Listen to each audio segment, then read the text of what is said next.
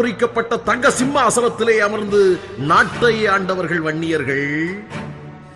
சேர, சோழ, பாண்டிய, பல்லவ, சம்புராய மன்னர்களின் வழித்தோன்றர்கள் நாம்.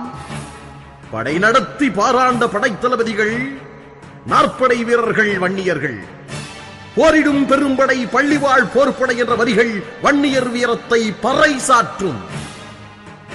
இந்த நாட்டை ஆண்டு மக்களை காத்து தியாகங்கள் செய்து அதர்மம் அழித்து தர்மத்தை நிலைநிறுத்தியவர்கள் வீர வன்னியர் பரம்பரையினர்.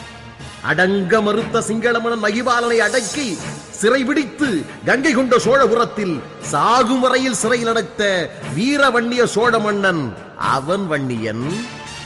2000 ஆண்டிற்கு முன் இமயமலையில் புலிக்கொடி நாட்டி காவிரி அன்னைக்கு கல்லணை எடுத்தானே கரிகால் பெருவளத்தான் அவன் வன்னியன்.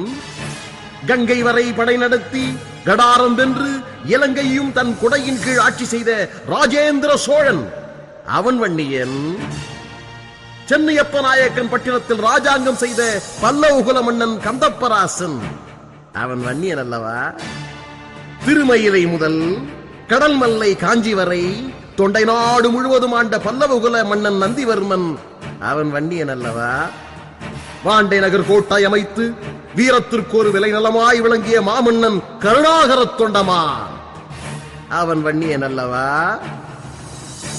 திருவண்ணாமலை நகராண்டு திருவண்ணாமலை கோபுரம் கட்டிய சோழகுல மன்னன் வல்லாளராசன் அவன் வன்னியன் அல்லவா?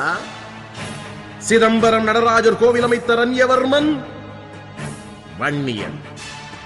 மலையை குடைந்து குகை கோவில் கட்டி மகுடம் ஏற்று காஞ்சிப்பட்டினம் ஆண்ட நரசிம்ம பல்லவன் அவன் வன்னியர் அல்லவா?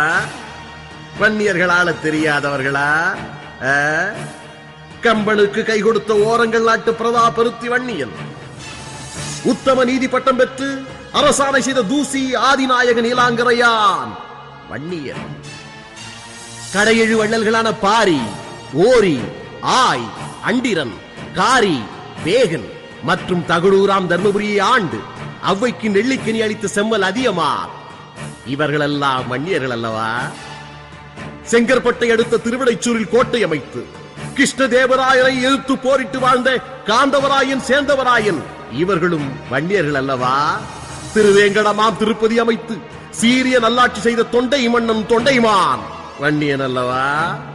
கிடங்கல் மாநகராம் திண்டிவனத்தை ஆண்டு மக்களாட்சி புரிந்த நல்லியக்கோடா